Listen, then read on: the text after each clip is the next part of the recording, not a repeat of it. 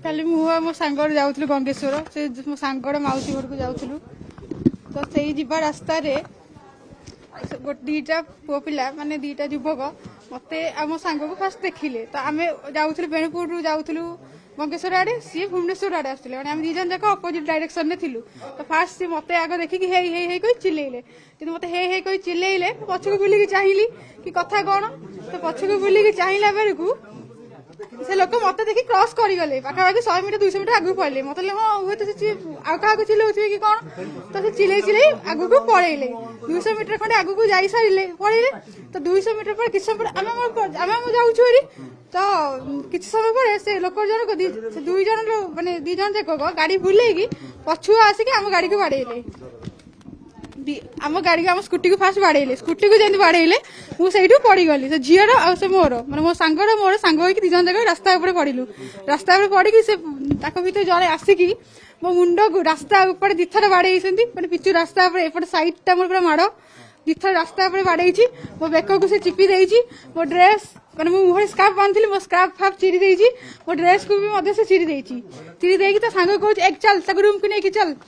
କହିପାରିବିନି ସେ ସିଚୁଏସନରେ ତ ନିଜକୁ ବଞ୍ଚେଇବାକୁ ମୁଁ ଚେଷ୍ଟା କରୁଛି କି ସ୍ଥାନୀୟ ଲୋକ ମାନେ ସେଇ ଟାଇମରେ ମୋ ସାଙ୍ଗ ଜଣକ ଭାଇ ବଞ୍ଚାଅ ବଞ୍ଚାଅ କହି ସେ ଚିଲେଇଛି। ସେ ଚିଲେଇଥିବାରୁ ସ୍ଥାନୀୟ ଲୋକ ଆସିଛନ୍ତି। ସ୍ଥାନୀୟ ଲୋକ ଆସିକି ଆମକୁ ଉଦ୍ଧାର କରିଛନ୍ତି। ସେ ପୁଅ ଦି ଜଣଙ୍କୁ ମୁଁ କେବେ ବି ଦେଖିନି କି କେବେ ବି ମୁଁ ଚିହ୍ନିନି। ଆମ ପରିବାର ଲୋକ କେହି ବି ସେଠି ମौजूद ନଥିଲେ। ସ୍ଥାନୀୟ ଲୋକଙ୍କ ଯୋଗୁଁ ମୁଁ ବଞ୍ଚିଛି। ଯଦି ସ୍ଥାନୀୟ ଲୋକ ମତେ ନ ବଞ୍ଚେଇଥାନ୍ତି ଆଜିକୁ ମୁଁ ଏଠି ନଥାନ୍ତି କି ଆପଣଙ୍କ ଆଗରେ ମୁଁ ମୋ ଷ୍ଟେଟମେଣ୍ଟ ଦେଇପାରନ୍ତିନି। କେହି ବି ତାକୁ ନିର୍ମମ ଭାବରେ ବାଡେଇ ନାହାନ୍ତି। ଏଇଟା ଭୁଲ କି ତାକୁ ପିଟି ପିଟି କେହି ମାରି ନାହାନ୍ତି। ପୋଲିସ ଆସିଛି, ସେ ଠିକ ଅଛି। ପୋଲିସ ଆଗରେ ବି ଭିଡିଓ ଭାଇରାଲ ହଉଛି, ଦେଖୁଥିବେ ସେ ଲୋକ ଜଣକ କେମିତି ମାନେ କେମିତି ଚିଲ୍ଲଉଛି। ତ ପୋଲିସ ଏଠି ମାନେ ପୋଲିସ ଆଗରେ ତାକୁ କେହି ବାଡେଇ ନାହାନ୍ତି। ପୋଲିସ ବି ଥିଲା ଅବସ୍ଥାରେ ସେ କିଛି ବି ତାର ହେଇନି। ତାକୁ ବାଡେଇ ବାଡେଇ କେହି ମାରିନାହାନ୍ତି। ଏଇଟା ନିହାତି ଭାବରେ ଭୁଲ ନ୍ୟୁଜ। ସବୁ ମୁଣ୍ଡକୁ ବାଡେଇ ବାଡେଇ ଦେଇଛି। ତାର 2-3 ମିନିଟ ଭିତରେ ମୁଁ ସେନ୍ସଲେସ୍ ହେଇ ସେଠି ରାସ୍ତା ଉପରେ ପଡିଯାଇଛି। ତ ମୁଁ ଯେତେ ସେନ୍ସ ଆସିଲେ ତ ମତେ ମାନେ କିଏ ଜଣେ ଲୋକ ରାସ୍ତା ସାଇଡ କୁ ଟେକି ନେଇ ଯାଇଥିଲେ। ମୋ ଦେହରେ ଗାମୁଛା ବାନ୍ଧି ଦେଇଥିଲେ, ଯେହେତୁ ମୋ ଡ୍ରେସ ଫ୍ରେସ୍ ଟୋଟାଲ ଚିରା ହେଇଯାଇଥିଲା। ମୋ ଦେହରେ କିଏ ଜଣେ ଗାମୁଛା ବାନ୍ଧି ଦେଇଥିଲେ। ତ ମୋ ଦେହ ମାନେ ଗୋଡ ଦେଲା ଗୋଡ ଶୂନ୍ୟ ହେଇଯାଇଛି। କିନ୍ତୁ ମତେ ଲାଗିଲା ମୁଁ ଚାଲି ପାରିବିନି। ସେ ଲୋକ ଜଣ ମାନେ ଯେମିତି ମୁଁ ଚାଲି ପାରିବିନି, ମୋ ଗୋଡ ହାତ ଯେମିତି ଭାଙ୍ଗି ଯାଇଛି। ତ ଠିକ ସେଇ ସମୟରେ ଗାଡି ଜଣକୁ ତାକୁ କିଏ ଗୋଟେ ଗାଡି ଅଟକେଇଲେ। ଅଚିନା ଲୋକ ଜଣକୁ ମୁଁ ଜାଣିନି କିଏ ଗାଡି ଅଟକେଇଲେ। ତାଙ୍କ ଗାଡିରେ ବସି ହାଇଟେକ୍ ମେଡିକାଲ ଜଣେ ମତେ ବାଡେଇଛି, ମୋ ମୁଣ୍ଡ ବାଡେଇଛି, ଆଉ ଜଣେ ବାଡେଇନି। ଜଣେ ମତେ ବାଡେଇଛି। ମୁଁ ଜାଣିନି, କାରଣ ମୁଁ ଜାଣି ଏତେ ସିଚୁଏସନ ଖବର ଏଇ ଭିତରେ ମୁଁ ଜାଣିପାରିଲି ମତେ କିଏ ବାଡୁଛି, କଣ ପାଇଁ ବାଡୁଛି ମୁଁ ଜାଣିପାରିଲିନି। ସେ ମତେ ଫାଷ୍ଟ ହେଇ ହେଇ ହେଇ କହିଲେ, ମତେ କହିକି ମତେ ଓଭରଟେକ୍ ମାରି ଗଲେ। 100 ମିଟର ଆଗକୁ ଯାଇ ଗାଡି ବୁଲେଇଛନ୍ତି। ଗାଡି ବୁଲେଇକି ଆସିକି ଆମ ସ୍କୁଟିକୁ ବାଡେଇଲେ। ଫାଷ୍ଟ ପଛକୁ ବାଡେଇଲେ, ସ୍କୁଟି ଗଳି ପଇଲା। ସ୍କୁଟି ଯେମିତି ଗଲେ ମୁଁ ସେଠି ପଡିଲି, ସେ ଝିଅ ଜଣଙ୍କୁ ବି ପଡିଲେ। ତ ତା ଗୋଡଟା ଗାଡି ଭିତରେ ବସି ଯାଇଛି। ତ ସେ ଗାଡିରୁ ବାହାରିକି ବି ଯାଇପାରୁନି, କାହାକୁ ଡାକିବା ପାଇଁ ସାହାଯ୍ୟ ମାଗିବା ପାଇଁ। ସେଠି ସେ ଛିଡା ହେଇକି ଚିଲେଇଛି, ଭାଇ ବଞ୍ଚାଅ ବଞ୍ଚାଅ ବଞ୍ଚାଅ। ସ୍ଥାନୀୟ ଲୋକମାନେ ଆସିଲେ ବୋଲି ତାକୁ ରୋକି ପାଇଲେ, ନହେଲେ ସେ ସ୍ଥାନୀୟ ଲୋକ ଯଦି ନ ଆସିଥାନ୍ତି ହୁଏତ ମୁଁ ଆଜି ନଥାନ୍ତି। ଆଜ୍ଞା ସ୍ଥାନୀୟ ଲୋକ ବି ବଞ୍ଚେଇଲେ, କାରଣ ସେ ଝିଅର ମୋର ତ ଆମ ଦି ଜଣଙ୍କ ଷ୍ଟ୍ରେନ୍ଥ ପାୱାର କେତେ କି ଆମେ ତାକୁ ବଞ୍ଚେଇ ମାନେ ତାଠୁ ନିଜକୁ ରକ୍ଷା କରିପାରିବୁ। ମୁଁ ଚାହୁଁଛି କି ସ୍ଥାନୀୟ ଲୋକକୁ ଯୋଉ ପୋଲିସ ଗିରଫ କରୁଛି ତାକୁ ଛାଡୁ। ମାନନୀୟ ମୁଖ୍ୟମନ୍ତ୍ରୀଙ୍କୁ ଏତିକି ଦାବି କରୁଛି, ସ୍ଥାନୀୟ ଲୋକକୁ ପ୍ରଥମେ ଛାଡୁ। ସ୍ଥାନୀୟ ଲୋକଙ୍କୁ ଯୋଗୁଁ ଆମେ ବଞ୍ଚିଛୁ, ସେଇ ସ୍ଥାନୀୟ ଲୋକକୁ ଜେଲ୍ ଗିରଫ କଲେ କଣ ହବ? ଏମିତି ସ୍ଥାନୀୟ ଲୋକଙ୍କ ପାଇଁ ଜୀବନ ଯାଇନି।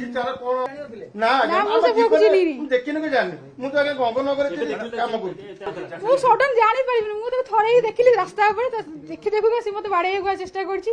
ମତେ ବାଡେଇଛି ବି ମଧ୍ୟ। ମୋ ବେକରେ ବି ତଣ୍ଟି ଚିପିବାକୁ ଚେଷ୍ଟା କରୁଛି। ତାର ନଖ ଚିହ୍ନ ମଧ୍ୟ ମୋ ତଣ୍ଟିରେ ଅଛି। ହଁ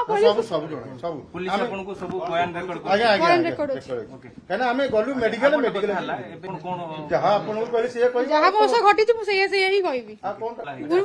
ଆଟେମ୍ପ୍ଟ ମର୍ଡର ବି ଏଇଟା ଅଛି, କାରଣ ସିଏ ଗାଡି ଆଣି ବାଡେଇଲା, ତା ଗାଡି ଆଉ ସେ ଗାଡି ଯୋଉ ଚକା ମୋ ଭିତରେ डिस्टेंस एतिकी थिला 2-3 इंच ର डिस्टेंस थिला तो से मोर गाड़ी चढ़ाई दिखाता भाग्य कोन से गाड़ी केमती रखी देछि रखी से गाड़ी ओले कि मो मुंडो को बाड़ी रास्ता ऊपर से बाड़ीला आपण दो जण जीवन भी चली जीवन भी चली एटा अटेम्प्ट मर्डर अटेम्प्ट डीटा देखो लोक जा आसा करुले लोक जगु तो सुनसान रास्ता था तो मारी था आईदर मत कहले सी चिड़ी जानी शुणी चिड़ी कहे उठा रूम को लेकिन चल आम जाऊ गंगेश्वर से जो सांग मौसी घर को जाऊँ मत से किसी कहनी डायरेक्ट उठिक आसी मत बाड़ा बाड़ी कर मत बाड़े सारा मो स्कार्फ फाफ चिड़ी देती मत कहूँ सांग को कहूँ उठा रूम को लेकिन चल तो सिक्स एट सेंसलेस ही पड़ी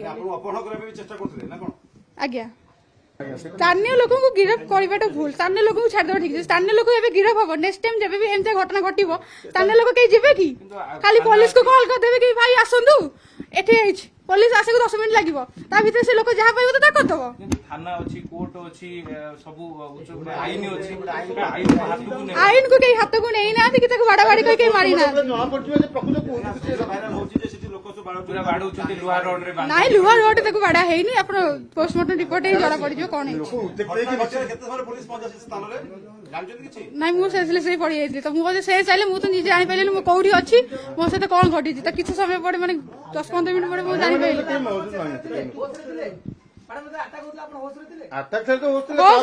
जो मुंड को 2-3 थर बाड़ी सेंसलेस हो गली से रास्ता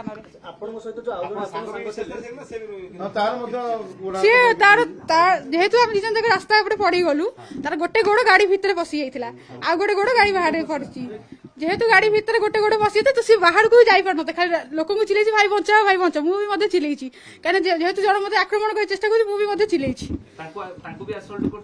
किसी असल्ट करा जाइनी सी बस पड़ी जाइए तो सी चिल्ले लोक आसिक हमको उद्धार कर तो मुझे ध्यान देनी तो सांग से कौन कर मत जड़े बाड़े तो सांग से कौन करते मुझे कहीपर एत सब घटना घटले मुझे सांग कौन प्रकार नजर